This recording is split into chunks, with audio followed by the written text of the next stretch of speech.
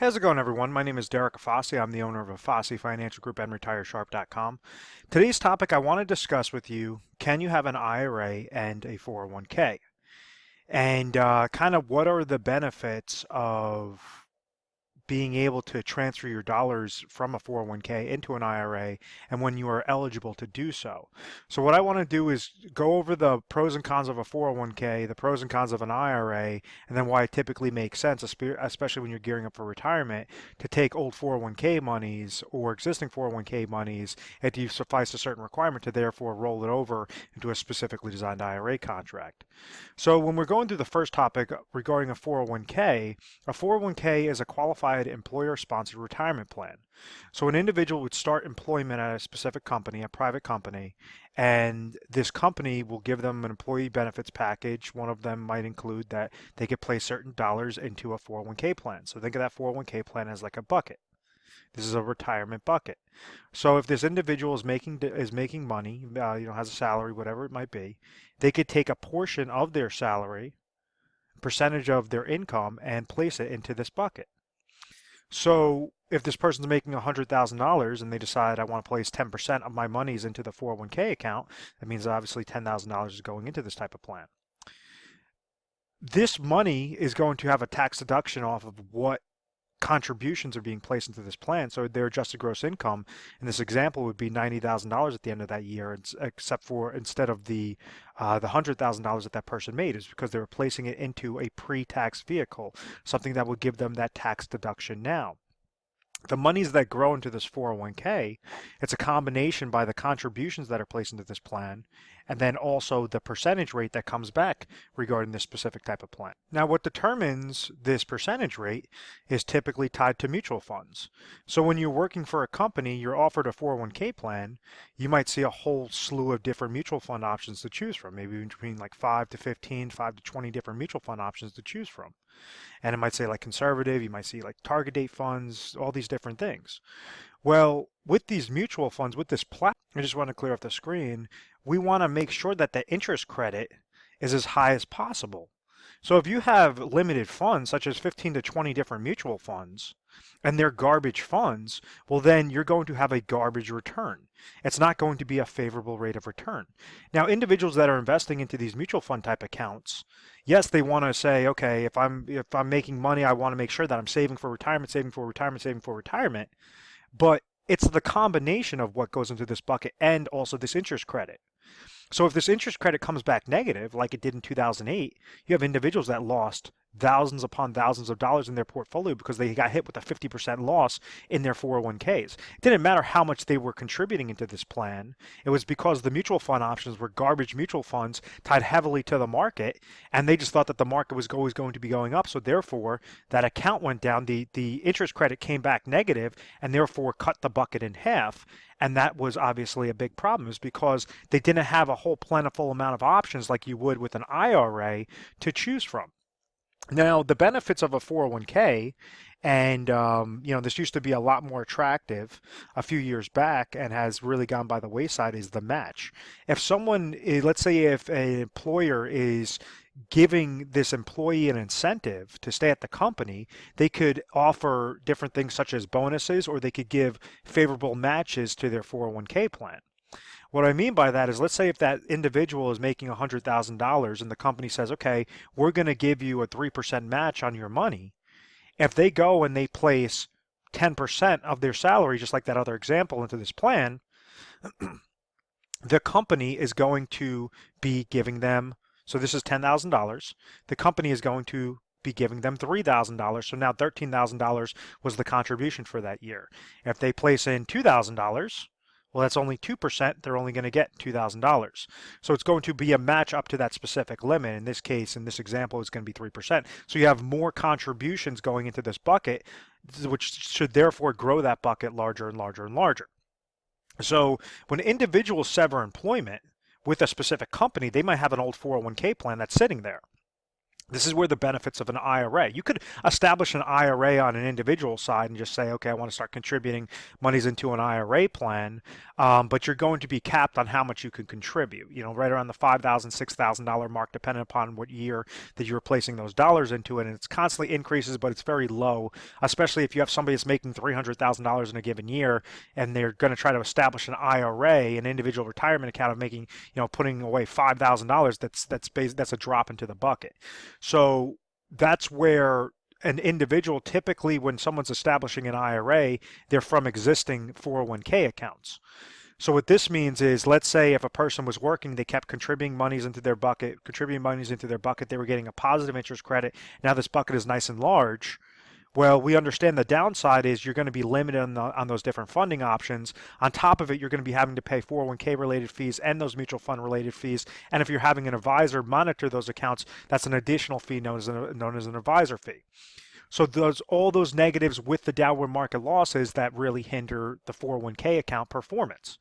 So after somebody leaves a company, well, now it gives them access to roll over their old 401ks. The reason why it's called rollover is this 401k plan is known as a qualified retirement account, and IRA is known as a qualified retirement account. So rather than taking the 401k out, and this actually happens more times than you would think, an individual thinks, oh, I have $100,000 in my 401k plan. I'm just going to throw that into my checking account. I left my employment. This is all my money. I'm just going to throw it into my checking account. And you have somebody that's like 40 years old that will throw $100,000 into their checking account. And what they did was they took their qualified monies and they turned it into non-qualified monies, and therefore they got dinged because they weren't 59 and a half yet. There was a 59 and a half rule with all these qualified accounts, both the IRA and 401k. So they're going to get hit with a 10% penalty. And then also this is going to go against their taxable income as well. So it's going to show as if they made an additional $100,000 that year. And therefore, like, let's say if this person's in a 30% tax bracket, they're paying they're paying a $10,000 penalty, $30,000 in taxes. They're going to be able to walk away with 60 grand off of a rule that they just didn't realize. So what you want to do is say, okay, I understand the tax deferral benefit. I understand that if I'm placing contributions into a plan like a 401k or placing contributions into a bucket like an IRA, obviously that's going to grow the bucket, but it goes twofold. It goes by the contributions and the percentage rate that comes back. Let me clear off the screen because it's starting to look a little sloppy. So when somebody does the rollover from an existing 401k, let's say that example with the $100,000, and they roll it over into an IRA, now you have a whole slew of different benefits. You could shave down the cost of those mutual funds. You could go into ETFs. You could go into stocks, bonds, bank CDs, a whole slew of different things that you could establish your account into, money market accounts, whatever you prefer. But you have thousands of different options as opposed to leaving your monies in the 401k account, which you're limited about 5 to 20 different options, to choose from, which are going to be more expensive. Essentially can be more expensive with the 401k account. So the IRA, when somebody's eligible to roll over their monies into a 401k, whether they left employment, they've severed employment with that employer, they've hit age 59 and a half, age 60, some companies allow you to roll over your 401ks. Sometimes when you have a 401k plan provider that changes, they allow you to roll over those monies as well. And then especially when it comes time for retirement, you could establish specifically designed IRA contracts that work in conjunction with your specific goals. So what I mean by that is, let's say if someone's 50 years old, they severed employment, they now have this 401k that's sitting there on the sidelines. They started with a new company. That new company has a 401k plan. The constant mistake is this individual takes the old 401k and rolls it over into their new 401k, where they should be taking their old 401k and rolling it over into a specifically designed IRA contract. If growth is their goal, then set up an IRA with better growth strategies than what the current 401k is offering. If it's safety and income, we'll then set up a specifically designed IRA contract with safety and income. In this example, if a person's 50 years old and they want to retire by age 65, you could actually set up guaranteed lifetime income streams through IRA annuity contracts that will get triggered at age 65 with a portion of those 401k dollars. So there's so many different things you could do with an individual retirement account that you, rather than just guessing and saying, oh, well, the 401k is convenient, the IRA, it's basically the difference of saying, okay, I have 15 different options or I have 15,000 options. I have, 5 different options or I have 500 different options. That same sort of concept is you could really mold it specifically to your situation, or you could do multiple IRA contracts. In this example, this person at $100,000, you could have maybe $50,000 that's segmented into an IRA annuity contract, another 25,000 that's set up into a risky IRA, with risky goals. You can have another one that's set up for, more conservative goals on the other 25,000. You have 3 different IRA contracts established correctly, which would essentially beat out the limited options that you have regarding your 401k. That match is the tricky concept that individuals don't understand. If you have a bucket of $100,000 that's sitting in a 401k account, and you go and you roll that over into a new 401k account, well, if you're making $100,000 with that new employer and you're placing $10,000 into this plan and they're matching you 3%, they're not matching you 3% off of the overall bucket, or they're not giving you the match off of the overall dollar amount. They're just giving you off of that contribution for that year. So whether this bucket was $0 or whether this bucket was $100,000 is not going to make a difference, because of the fact that match is only going to be based upon the contributions for that year.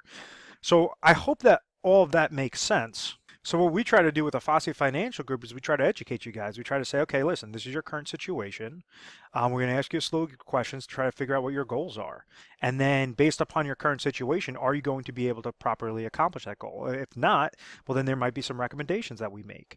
But it's going to be very transparent. We want to make sure that we're educating you guys through video tutorials, through literature pieces, different things to make you comfortable and confident about your retirement, to make sure that you're setting it up like a perfect puzzle piece, that everything could fit in your plan so that you have as much leftover monies as possible.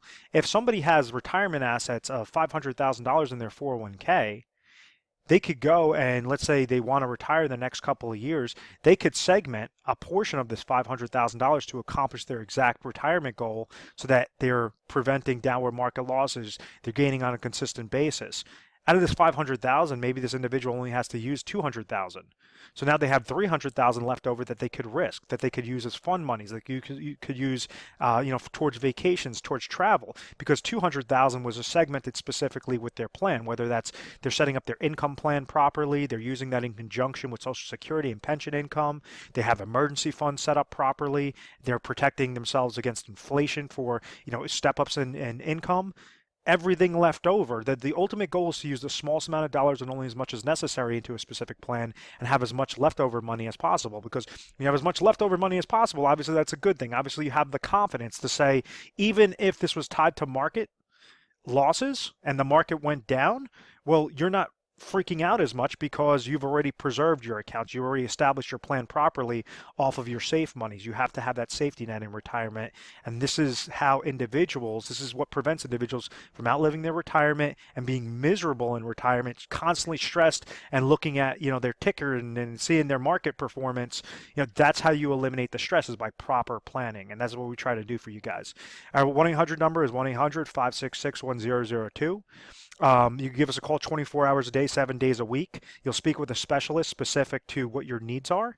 And, basically we'll have a conversation with you. We'll try to see if there are any gaps, whether you are currently sufficing those gaps off of your current plan could do that, or whether we could give you some good recommendations. But, it's not pressure. It's basically, we just want to give you the best recommendations, give you the best education, and if you're properly educated, you're going to be, properly confident in retirement. We are A+ rated on the Better Business Bureau. It's because of our methodical process, and we utilize a system known as the Retire Sharp Planning System that goes through all the top carriers, the top contracts, to make sure that we can mold it into this perfect puzzle piece. But I want to thank you very much for watching this video. Please feel free to subscribe to our YouTube channel, Retire Sharp, so you can have access to the most updated videos. Thanks so much, guys.